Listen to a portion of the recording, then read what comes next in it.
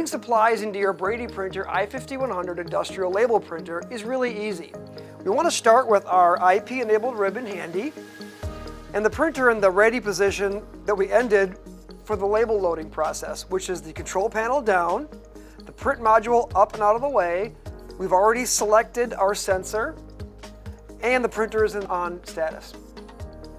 First thing you'll want to pay attention to is that the end of the IP-enabled print ribbon supply roll has got a square key on one end and a round pin on the other end. This ensures that your print ribbon will always be oriented the right way, because if you were to get a print ribbon the wrong way, you can melt the ink onto the print head and cause damage to the print head. In this case, for every ribbon, it ensures that it always goes in the correct orientation. Locate the square key here, and on the underside of the print module, there's a black wheel with a square slot in it. And simply insert the square key into that end and the round pin into the slot on the other side at the same time. And now your supply roll is inserted. Grab the leading edge of the ribbon, lower your print module slightly, bring the ribbon up over the top of the outside of the print module, and be sure to tuck it under the take-up spindle. And then around, lift the green tab on the spindle and tuck and capture the leading edge of the ribbon.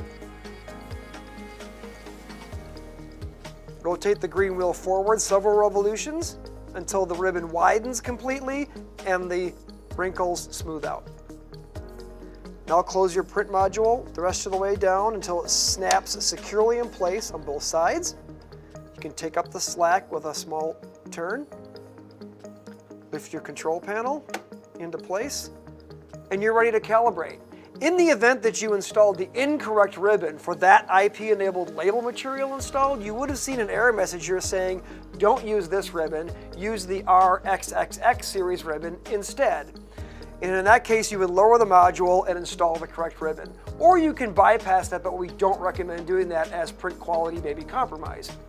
So now, to calibrate, simply hit the green feed button. Several labels are ejected. The sensor that was pre-selected and set by us has done its job, has detected the leading and the trailing edge of the label and the gap, and we've got to tear off in exactly the right spot. Now we're ready to print from our PC. Now check out this helpful tip if you want to make ribbon loading even a little bit easier, especially if you're a user who changes supplies a lot during the day. Sometimes you won't use your entire ribbon before you have to change it out. So removing the ribbon and installing it again, keeping the ribbon connected to the take-up spindle is a very common practice. Go ahead and store it like this. So when it comes time to reinstall this, it's actually quite easy to install it as a connected assembly. You will want to invest in some spare take-up spindles, however. So at a later date, when it comes time to use this ribbon again in its not finished state, you simply keep it connected.